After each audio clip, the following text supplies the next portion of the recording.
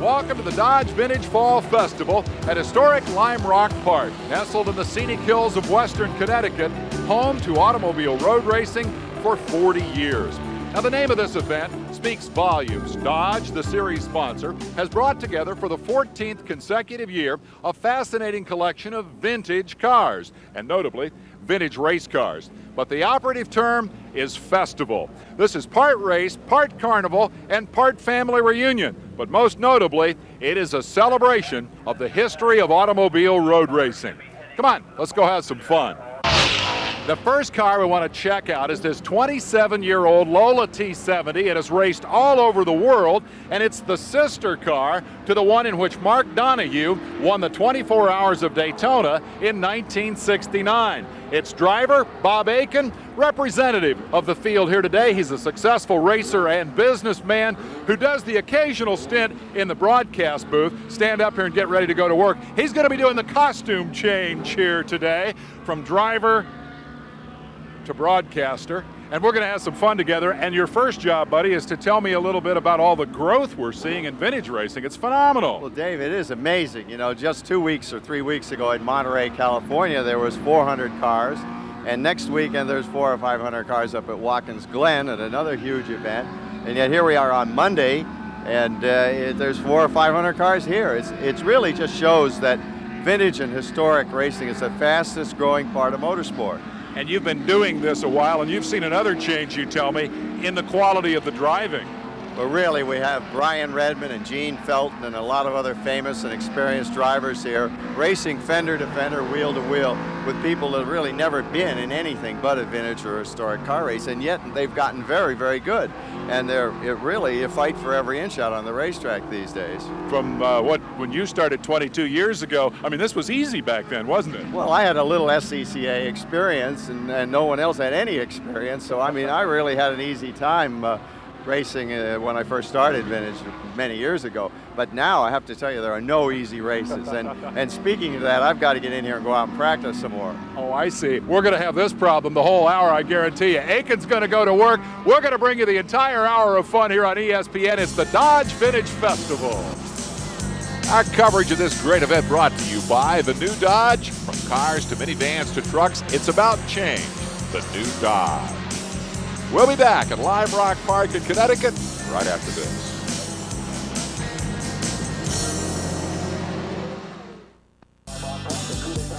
We're back. It's a festival. It even has festival seating. These folks have come to the hillside at Lime Rock Park to see some of the famous folks who compete on the racetrack. And some of those famous folks have agreed to help our Mr. Aiken describe the racetrack on which the competition will take place here this afternoon. We're here at Lime Rock on a beautiful afternoon at the end of the summer. And I'm standing here in the Esses, which follows the exit of Big Bend. And after coming out of Big Bend, you go all the way to the left and then cross over to the right side of the track and stay very wide, entering this left-hander, the first part of the Esses. And you stay wide and then cut in and try to tick the apex at the very end of this yellow curbing here. Make a slight straightaway out of the section between the two turns, and then get on the gas hard, turn in for the exit and the right-hander here, which leads to the second longest straight on the racetrack. This is the entrance to No Name Straight, and as you can see, it isn't entirely straight. And in our powerful 600 horsepower Formula 5000 car, we're coming through into there in fourth gear at about 120 miles an hour. And we approach the uphill, which is a very awkward, very, very fast right-hand bend going uphill. We're in fourth gear. The speed through the corner is, again, well over 100 miles an hour in fourth, about 115 miles an hour. And then you see the road disappears. And you can see the cones on the right, the two orange cones, and the corner there is completely blind. You can't see anything, and it's an area where Sam Posey, amongst others, flew into the trees in his Can-Am car. These are the trees my car ripped through, shredding itself to pieces as it went. At one point, the car and me was as high in the air as the top of that phone pole, and then I tumbled down. There's quite a ravine on the far side and wound up trapped in the car, unconscious. Not one of my better days at the track. Ordinarily, though, if you make it over the hill, the car feels a little bit light at the crest. You get a little bit of wheel spin, and then you look down the road and you see the next turn, which is called West Bend. When starting your last lap here at Lime Rock, instead of a white flag, you get a noose. That last lap could be one of the longest laps in your racing career. You hear every possible noise that race car can make. When coming down the hill, that final last turn and seeing the checkered flag, no matter what car I've won here with at Lime Rock, every victory is special. Got some pretty interesting cohorts there, Aiken, and we have a pretty interesting battle on the racetrack. This is Group D. 107 is Will Herman. 117 Richard Freiberger, and I guess the story here is Lotus versus Lola. Well, these cars competed actively at the time back in the 50s and early 60s, and they're very equally matched, as you can see. Will and Dick always have a great race here at Lime Rock, and this is just another repeat of many events they've had together. And our expert analyst is part of the show here. In fact, we have an onboard view of the action. Tell me about your car. Well, this is a Lotus Elite, which is a little bit lost in this mixture of fast cars, and I'm running around in the middle of the pack. And about the only way I'm going to get by most of these people is if somebody makes a mistake. A lot of traffic, a tight little racetrack, and I guess it's pretty easy to get caught up in the mistake in front of you, isn't it?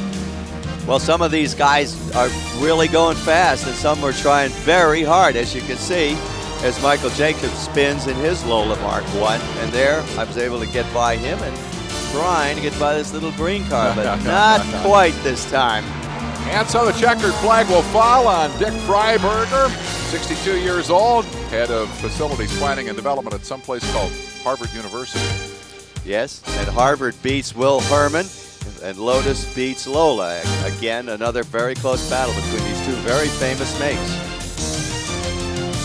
A battle of legendary marks, Lotus versus Lola. Lotus comes home the winner. Dick Freiberger, first of all, congratulations. He gave you a real battle out there. He gave me a good battle, and it was fun to reverse the history of these cars, because this time Lola came in second, not first, and that wasn't the way it was for 3 years before Colin Chapman. Colin Chapman, of course, was the founder of Lotus, and Eric Broadley was the founder of Lola. And of course, Lola cars exist today, as does Lotus, and both built some great race cars. Of course, the other part of this show is a wonderful concourse with many beautiful cars, including this car from the 40s. This is a 1941 Packard. It's a Super 8, which is an 8-cylinder car and had 160 horsepower, so it's a 160 model. The Packard, in my view, is one of the best cars that was ever made in the United States. It is a domestic American-made car. It is very fast. It is a very heavy car. It has a reputation of being the preferred car of the underworld. The car was purchased from a fellow that we knew in the Classic Car Club. I had been looking for a classic car to buy and work on, and we purchased this car 5 years ago. My wife Karen and I took all the car apart totally. The fenders and hood, everything, doors, everything totally out of the vehicle, and stripped all of the paint off. Did a lot of the mechanical restoration. Engine was taken apart. We did brakes and things of that sort, and then the car was taken to a body shop down in Enfield, Connecticut for restoration, and the car down there was painted and the upholstery put in it. It's just a really neat vehicle. It's a great driver. We drive this thing around in the summertime and take it to shows, and hope you've enjoyed our car.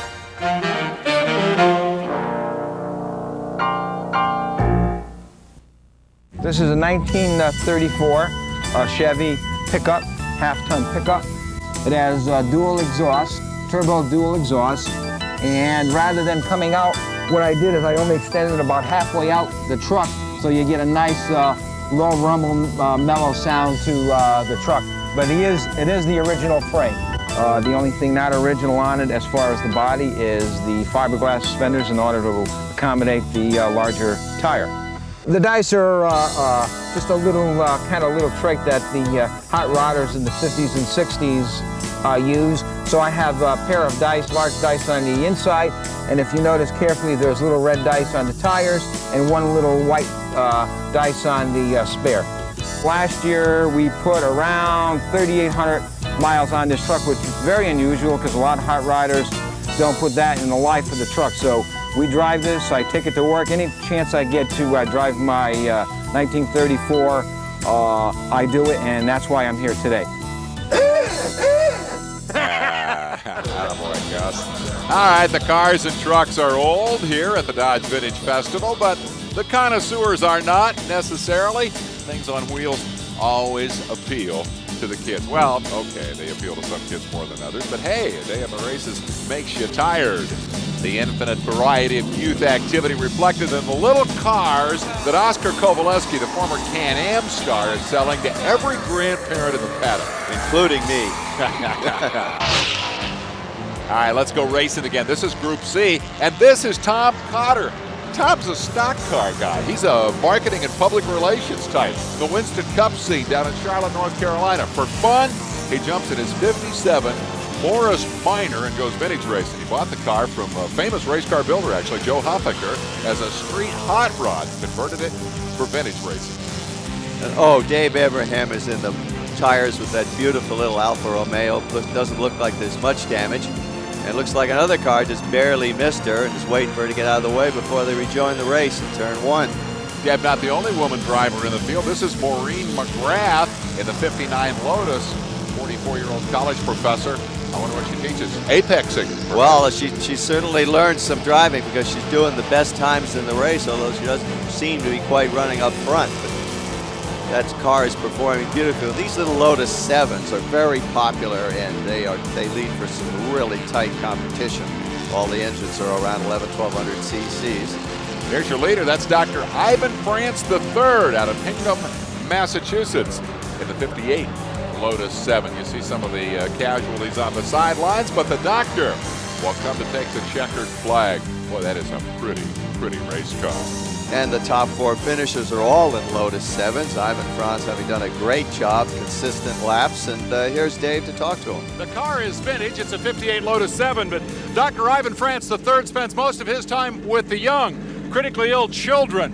First of all, that's got to be a very satisfying occupation, I would think. It is, very satisfying. And why leave that high-pressure world and jump in a race car? A good way to get out of that world, I think. Totally forget what you're supposed to be doing the rest of the week. What about this particular race car? What's your history with it? Well, I've had it for about 10, 12 years, but I just started racing it last year. It was prepared by a friend of mine, Ed Loveday, at the pit stop, and he set it up real well for us. How's it feel to win? Feels wonderful. Congratulations and good luck with the kid. Okay, thanks very much.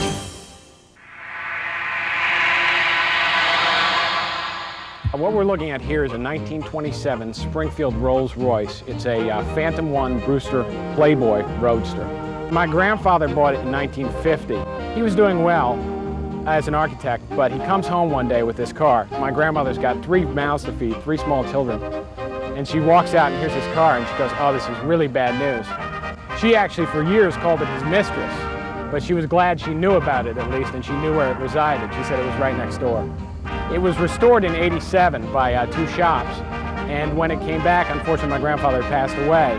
So my grandmother basically looked for me to kind of help her show the car, take care of the car, maintain the car, and that's my present day responsibility. In '30 when it was bodied with the wrong hardware. So a lot of the time was spent relocating the proper hardware, relocating everything they needed to rebuild it correctly, and then it was stripped and the engine was redone, repainted, etc. And the last and final piece, and which was the most trouble, was the Flying Lady. Because the Springfields have a larger Flying Lady than most of the Rolls-Royces. So it took myself a year of phone calls just to find the lady, and we actually gave it to my grandmother on her birthday. I think what we're doing now is really what we plan to continue. I mean, we drive it everywhere. We drove it up from southern Connecticut today. And basically, it's not a Matchbox toy. We plan to keep it in the family and show it and just enjoy it as best we can. And hopefully someday my children will be able to enjoy it like I did. Welcome back for our next history lesson. We're going across the street. Across the street from Lime Rock Park to Paradise Garage. This place is a local institution and a landmark in American road racing. The guy who runs the show is Frank Gallagly, and these are some of his favorite cars. This is an Maybach 1000 SP. It's only one running in the United States, and as you can see, it has the original Targa Florio stickers where it raced in the late 60s and the early 70s. I think the last race was in 72. This is an Italian-German automobile. It's called a Porsche Abarth Carrera. The body design is done by Carlo Abarth. The running gear is all Porsche, and we just restored it. It was sitting for 20 some odd years by itself, not running, and we got it going 2 years ago, and it's a fabulous automobile. This is my all-time favorite. I've run this car for about 8 years now. It's never let me down. No matter what we do with it, it starts right up. Never had a problem with it. And it's great fun to drive. It was the factory entry at Sebring in 1957 with Hans Hermann. And then it went to John Van Neumann with Ken Miles driving. And Ken Miles won 11 out of 12 races against Corvettes and everything else with this little 130 horsepower automobile. It's just a fabulous little car and a lot of fun to drive. And this is probably the most unique car that there is. It's the only one that exists in the world right now. This is a 906 Le Mans Longtail prototype, made by Porsche exclusively to win the race at Le Mans.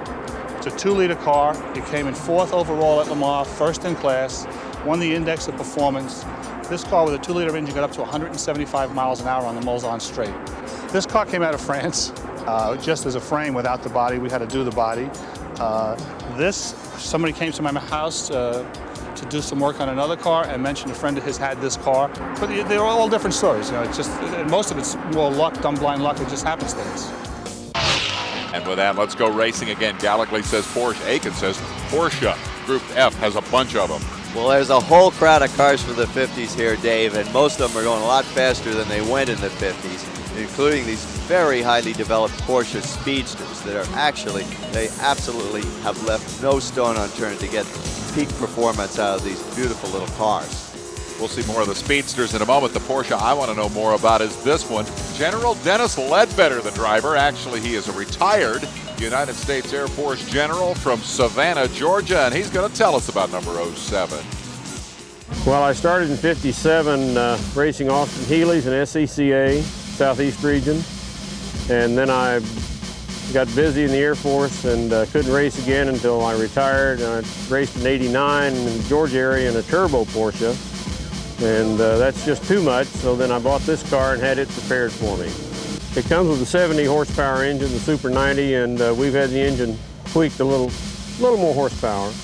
Ran it the first time at Morosa in December, and again in January and February in Morosa, and then I went over to Sebring in March, and I've raced the circuit since then. The Eagle, of course, is the Air Force emblem, and it's the rank of a colonel, and the 07 is a Brigadier General's code, and I'm a Brigadier retired, so I wanted 07 for good luck. I think if you ever fly airplanes fast, jet fighters, that you never get it out of your system, but it's just fun to put the car on the track and drive it as hard as you feel comfortable driving it. Tell you what, Bob, if I had a car that special, I'd feel comfortable driving it about 20 miles an hour in a big empty parking lot. That is a very nice piece of equipment. And this is anything but an empty parking lot. Things are really crowded. It's hard to find a corner to yourself in this class. And you can see they're very, very closely matched. And Andrew Boss is doing a great job at the head of this pack.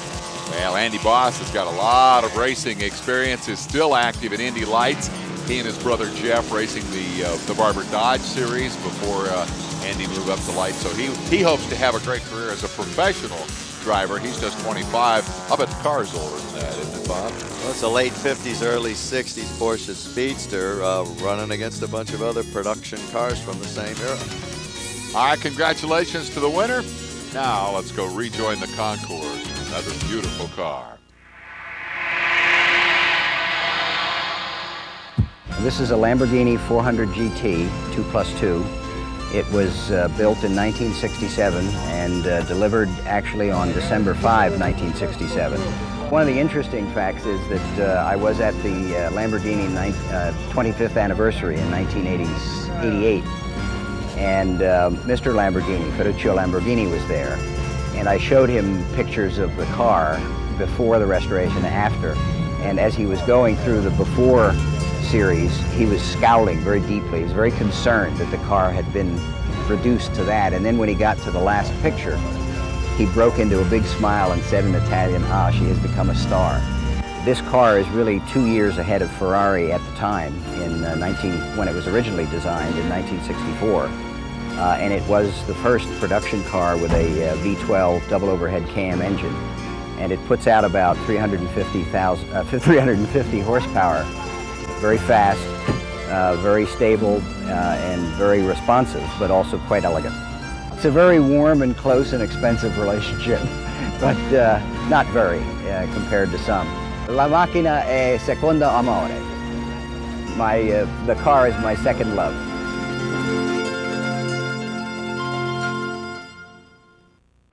We're back at Lime Rock with one of the most competitive classes of the weekend. This is Group B, and the guy out front is Duncan Dayton, and he's in the Lotus 27, but he's chased here by Fred Harris and Alan Buttrick in a great three-way scrap. This is a really competitive class. Formula Junior was a small bore class that a lot of the entry-level drivers drove very successfully. The Lotus 27 was a technical triumph and really was a big winner in its day.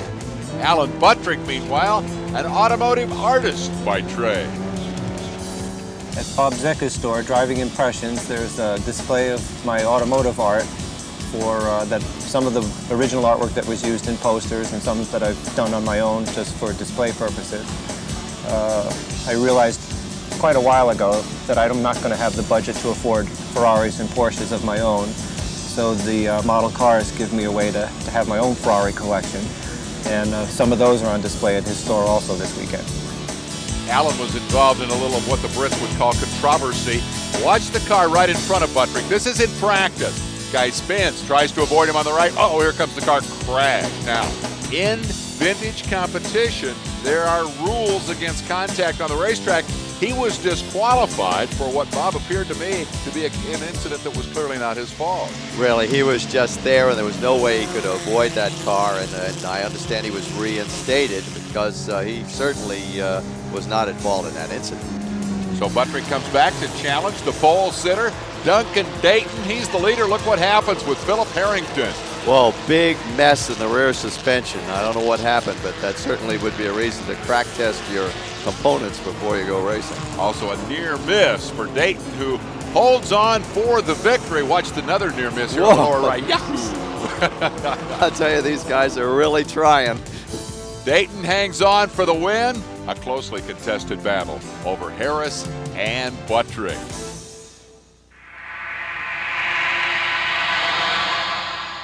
This is a 74 VW Super Beetle. We acquired the car about 4 years ago from a repair shop. We went in, acquired an abandoned car title, paid the repair bill, and towed the car home. Spent about 6 months doing body work, had a front painted for us, bought an upholstery kit, installed that ourselves. Every now and then we have a little extra money, start putting a few little odds and ends in there like chrome wheels, and did up the motor a little bit, clean that up. Corky is my daughter. Basically, Corky is the nickname. Her name is Karen, and this car was a father-daughter restoration project. When she turned 16, she said to me one day, "Dad, I figured out what kind of car I want when I turned 16, and I want a Beetle convertible." And that's how it all started. We went out looking at them. We looked at maybe a half a dozen of them before we found this one. We got the car all painted. We put the pinstripe on it and put her name Corky on the door. All right. From the beautiful Beetle to the Group H battle for the lead, watch the leader, Keith Harmer, showing some smoke, and number 68, Kent Bain, goes by and says, "See you later." And Kent is really hooked up in that Triumph Spitfire. He's obviously got it handling really well, and he obviously also knows the line through the S's. Look at him open up on that E-Type Jag. Want to see a Volvo? Check out number 45. These cars were really very effective race cars in their day in the 50s. Guys developed them very highly, and they went very, very well. And there was a number of them that did SCCA racing in the 50s. He's had a battle going on there with Robert Black, and a pretty good battle it is. Meanwhile, not such good luck for Corby Lentz, who's pitting in the Turner 1500, and it looks like he's going to be finished for the day. Those Turners were really fun to drive, little cars. And oops, there's a Mini off in the S's. I thought those things never spun out, Dave. Didn't think they were fast enough to spin out. That's Brad Baker. Oh, I know the problem. The wheels are too small. Here comes Kent Bain down to win the race, and his quick lap was like 2 seconds faster than anybody else. He totally dominates in this division. They'll move him to another class. Yeah, that's what happened to me last year. I mean, you don't want to win by too much. Kent Bain enjoying his moment of glory, and Herb Wettison, who's been in several races this weekend, again second. Well, she may not be the fanciest thing out here, but Kent Bain's 63 Triumph Spitfire was certainly effective out on the racetrack. Congratulations, man. Nice job. Thank you very much. Let me see that helmet. Let's talk about what happened. You had a couple of adventures. Turn that around. What's up with this face shield that was flopping around when you came in? It's the face shield on lap 2, and so we held it as we braked, and we managed to survive. Would you be offended if I made the observation that this may be the oldest, rottenest, nastiest looking helmet I've ever seen? Yeah, but it's good luck. And there's a science fair inside of it that you have to observe to appreciate. Ooh, yeah, you're growing some fairly nasty looking things in there. I'm proud of that. Race looked fairly easy. Was it easy? It was an easy race. There was a Jag to play with in the beginning, but then everybody seemed to vanish. I suspect something may have happened in the field back there that I was not privy to, which isn't so bad in my case. Buy yourself a new helmet. Congratulations, Kent. Okay. Kent Bain.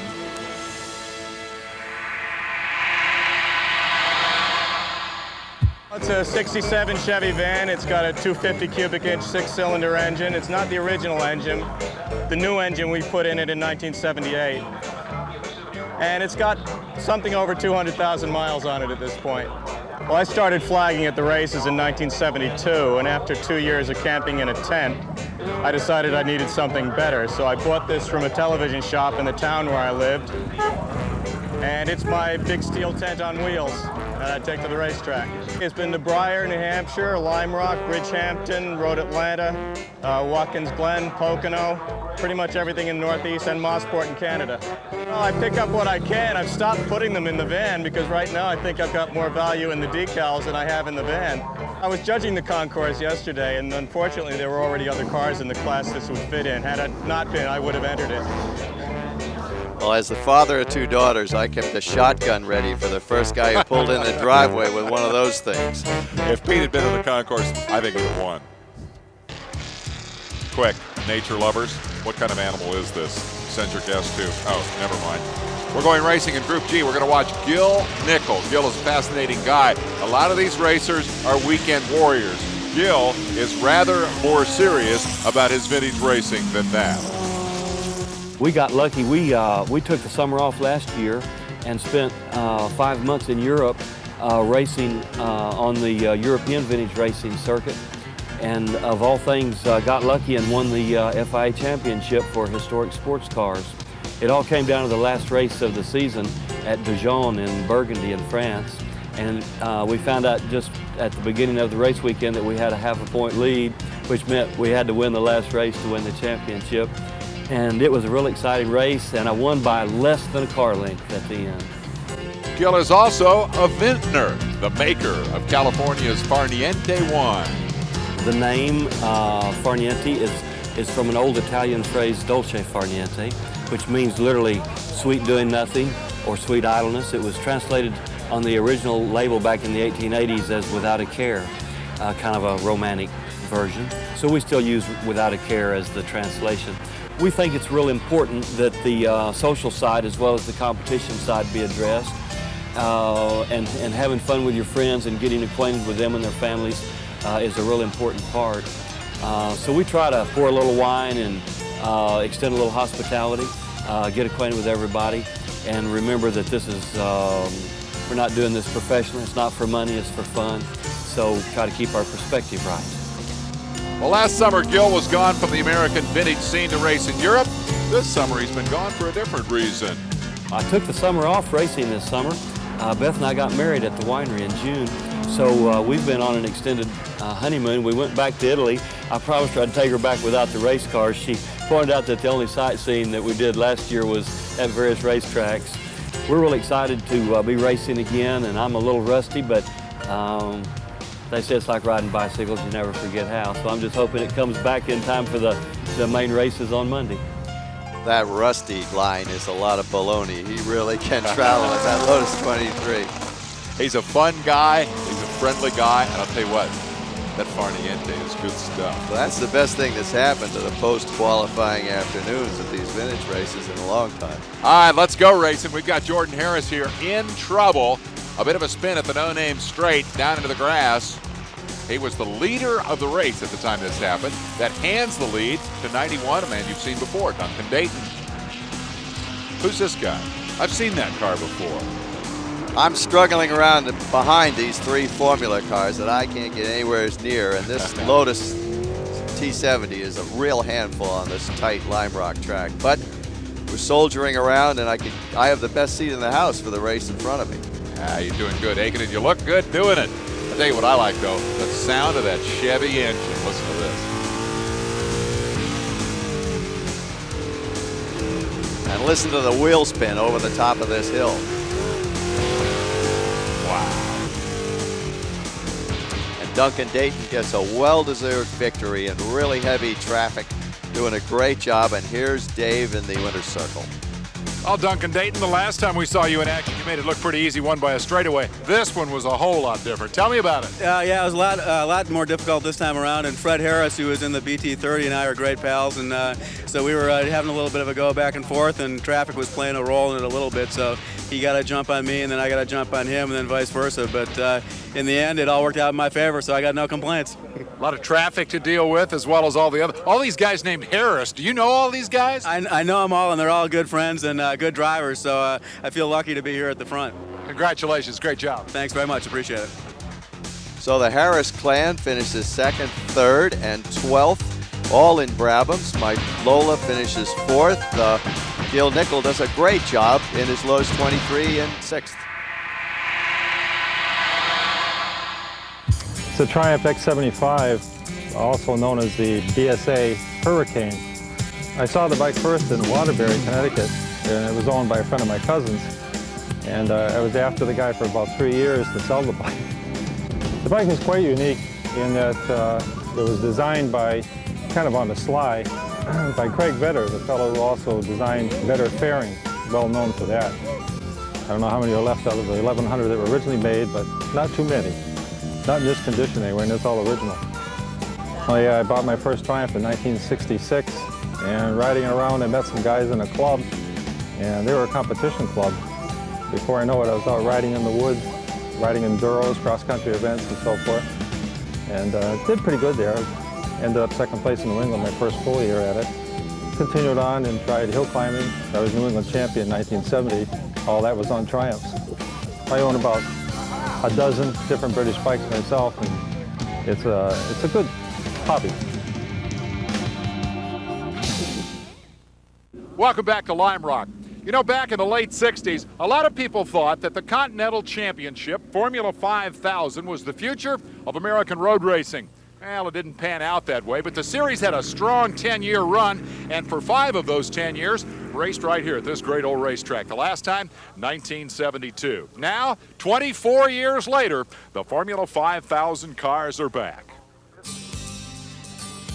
The field includes 5 of the series regulars from days of old, and they're here to reminisce.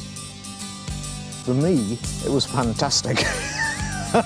Because I won the championship for 3 years in succession, 74, 75 and 76. And in 73, I would have won it, but I missed 2 races. Jody Scheckter, who went on to become world champion for Ferrari, won the series. And I, at that time, had to miss 2 races because I was driving for Ferrari in sports car races in Europe. So we had a fantastic time. I can remember 69 particularly. I think I led a lot of races. I only won 3 and I didn't win the championship, but I felt that actually 69 was the year that I should have done. And in 70, we had more of the same thing. It was more competitive, more cars came in. I won the championship in 70, and I really, looking back, I wish I'd stayed and gone on in 71, and then as it happened, I went off to Europe and ran Formula 2. The Formula 5000 Championship for me was a very thrilling time of my life. It was the first opportunity I had ever had in an open wheel car. All my racing has been involved with Trans Am cars and sports cars. And to get in an open wheel car was always a dream of mine. It was a fun series because we had a lot of characters in it. And although we did take it very seriously, well certainly I did, there were a lot of light sides to it. Dickie Smothers of the Smothers Brothers was my teammate. We had Smothers Winterstein Racing, and Dick and I would come in from fighting our valiant fight out in the racetrack and find our timing charts sort of with tears all over them, because my wife and Tommy Smothers would be trying to keep score for us, and obviously in hysterics the entire time. So that was probably the singular most interesting time I've ever had in motor racing. It was fun to be a part of the series, but it didn't diminish the intensity of competition on the track. In fact, if anything, I think it increased it because we felt it was more up to us personally. It really wasn't anybody else that it was up to. It wasn't up to the settings of the car or our sponsor, and we hardly had any sponsors. So it was both relaxed socially and very intense on the track. It's been fun catching up as well with lives that at one point ran so parallel. You shared every experience, and then bang, just like that. They went their way, I went my way, and the last few days have been a chance to catch up. I've had an opportunity to get in the car and to do a lap or two or three around here, and it really brought back a lot of memories. It's kind of like a fight between my heart and my head because you know, there's an adrenaline that's building up that really wants to get me involved again, and my head is saying, you know, we've been down that road once before. So if only Formula 5000 kept going, and if only it had developed in the way that it should have developed, where would we be today? I'd probably still be driving them professionally. With that, we turn the 5,000 cars loose up the inside in the grass. Bobby Brown, who spun on the warm-up lap. There's more to that story. Ted Wentz jumps out front and into the lead. And I'll tell you what, Bob, this is serious competition. These things are fast. I mean, I'll say there's Brian and Redmond following Ted closely through the S's. Ted Wentz, of course, the engine builder for the rich and famous. And Bobby Brown running fifth, charging hard, trying to catch up from his rather spectacular spin on the warm-up lap. Second spot belongs to Redmond, the twice series champion, and you can bet that Wentz will feel pressure from Redmond before this one is finished. There is Bobby Brown. Well, there's one guy I don't like to see in my mirrors is Brian Redmond, especially when driving cars this fast against a guy like Redmond that has so much experience in these cars on this racetrack. And there's the pass. No, not quite that time. It looked like it, didn't it? Redmond had the bottom, but Wentz just came down from the outside, crossed his path, and Redmond said, better back. Oh, we've got to spin. This will be Brad Baker. Bad place to be sitting at the end of that straightaway. He says, let me out of here. Meanwhile, Bobby Brown has been black flagged after that parade lap spin. He was trying to get back into his starting position. That is illegal. Passed people illegally on the start. Then the official said, Bobby, you are done for the day. Here's Gil Nickel, our friend the Vintner, who jumps into his 5,000 car to join the fray here. But the battle for the lead goes on, and here's Redmond setting up Ted Wentz for a quick pass, probably as they exit onto the back straight. And then exit speed's important there, and now he's got the inside line. He's going to be able to take the hill, climbing hill away from Ted. Great job by Redmond. Now let me show you how third place was decided. This is Tim Gaffney, and he spins right in front of Randy Johnson. That was the race for third. Now Johnson is third all by himself as Gaffney falls to 8th. Victory to Brian Redmond after a pretty intense tussle there with Ted Wentz. And Redmond, another Formula 5000 victory to add to his long, long list, with Ted Wentz and Randy Johnson doing a great job. Well, Brian Redmond has accomplished something today he failed to accomplish, if I'm not mistaken, back in the active days of the Continental Championship. You set all the records, won the most races, but you never won here. How does it feel? Well, we only raced here twice. It feels really great. Lime Rock's been a very good track for me over the years in different cars, and at age almost 60, it feels doubly good. And he's done this so many times that he can actually drive that Lola and hold the checkered flag with great expertise. Here come the muscle cars next. This is my 1969 Dodge Daytona Charger. It's restored to original condition, meaning that as it came from the dealer, that's essentially where this car is at right now. It really was a labor of love, I guess, if you want to call it. People ask you what the car is worth. I really don't know what it would be worth. It'd be worth whatever somebody could put in my hand to make me sell the car, and I don't know what that figure would be. It really was a jewel. Most of the underhood components are all original. They weren't changed. All the belts and hoses are original. Essentially, even though it went to a ground-up restoration, the interior is original, the carpet set's original, the dash was never taken out of the car. We just wrapped it up in terms of to protect it. It was media blasted. It took 2.5 years to find it. It took 2 years to restore it. And when we went to Carlisle, the car was restored really for the Chrysler standard of originality. And to have it be the highest point car was really, really rewarding. That was like the moment of my career here. You know, Richard Petty might make him an offer. All right, let's jump on board for the last race of the day. The big super muscle car of Gene Felton. This is a Camaro out front, and the driver, of course, is a former Kelly American champion. He's a fast guy, Bob. And Dave, this is the only place you can put the in-car camera where you're going to see any cars, is out of the back window of Gene Felton's car. And Gene Felton could drive a school bus faster than most of the rest of the guys on the track. You got a fascinating bunch of cars chasing him too. Porsches, Jaguars, and an army of Mustangs, Shelby GTs. I think most of the Shelbys in the world are in the back there chasing Felton. And sandwiched in 4th place and doing an amazing job is Bill Warner in a Triumph TR6. Jim Scott, off course, he's got trouble. Clobbers the tire wall in his Porsche. Fortunately, the tires are there and he doesn't sustain much damage. He's able to get back underway. And here we are, relaxing with Gene for a ride in the country. I mean, every hour or so he throws a shift. He's chewing that gum, though, isn't he? Chewing up the competition, too. There he is. Banger down into 4th gear. Check the mirror and keep on trucking. Gene Felton is a stock car restoration expert by trade. He restores old Winston Cup cars, and some of them are real pieces of work. And a fellow Fastmaster. Let's look back here to the battle for second spot. It's a good one. That is Bob Hebert, who's one of the stars of this class in the XKE, and hot on his tail comes Jim Newton, and Jim is driving the wheels off that Porsche. Yeah, this is a really close battle, and Bob, of course, a regular here, always finishes high up, and that Porsche 911 is sticking right with him. But as the final checkered flag of the weekend falls on Gene Felton, the field behind him have literally disappeared into the sunset. He's got a straightaway on him as Felton takes the cool-off lap here at Lime Rock Park, the winner of Group J. And a well-deserved victory, but look, he's slowing up. Looks like he's run out of gas. Now that's what I call precise fuel management. What if he ran out of gas or ran out of gum? In any case, Felton has won it, but it's going to have a hard time getting back to victory lane. Looks like Gene's going to have to walk.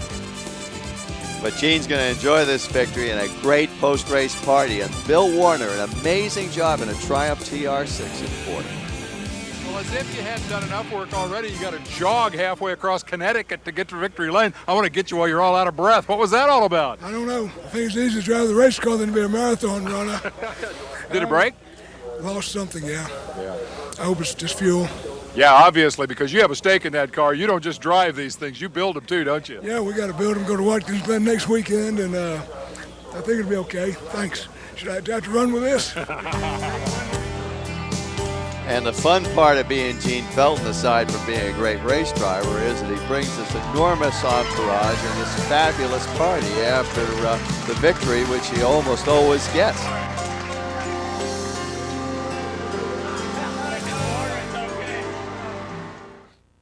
Speaking of new Dodges, here are a bunch of them. This may be the largest collection of 10-cylinder automobiles ever gathered in one place. It's the Dodge Viper Club, bringing their machines here in the midst of all this vintage automobile history. Here is state of the art.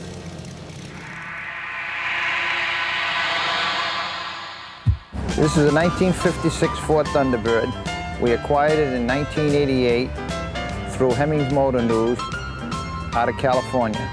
Well, we wanted yellow because it was different, and there was approximately 16,300 1956 Thunderbirds, and this is probably one of 0.5% of that amount. The shows are fun and the driving is fun, but I think the real meat and potatoes for me is actually restoring it. We finished the restoration on her in 1992, and we started showing her locally then. She was chosen to represent the year 1956 in the American Automobile Centennial last June in Dearborn, Michigan. No. My daughter's getting married in 4 weeks. I'll be rid of her. I'm not getting rid of the car. Well, grab your camera because here are the top cars in every division, every category of the Concours d'Elegance, topped by Al Dumas T-Bird. Well, I had a 56 T-Bird when I was 20 years old. The spare tire rattled and it wasn't as fast as a Corvette, but the women used to leap into it everywhere I went. And with that, the celebration begins. My friend Aiken and I here are going to be late for the party because we have one last responsibility. We have to say something profound to wrap all this up. And in that vein, you said last year at the end of this show that vintage racers have a responsibility to deliver their cars to the next generation. And at the top of this show, you said they're serious racers and they're not afraid to get out there and do battle. Don't those two objectives come into conflict at some point? Dave, they do. The fact is there's a lot of hard racing going on here, and in the process of hard racing, some cars get crashed. We rode off 3 cars this weekend. But that's what the cars were designed, not to be written off, but that's what the cars were designed to be done, driven hard, and the racers love to race them and the spectators love to watch. And at the end of the day, everybody goes home having enjoyed themselves with a big smile on their face, and I think that's what it's all about. That sums it up. There is risk in racing, but at the end of the day, racing is great fun. Hey, let's go to the party, and we'll leave you with some of the folks who have had the most fun here at Lime Rock.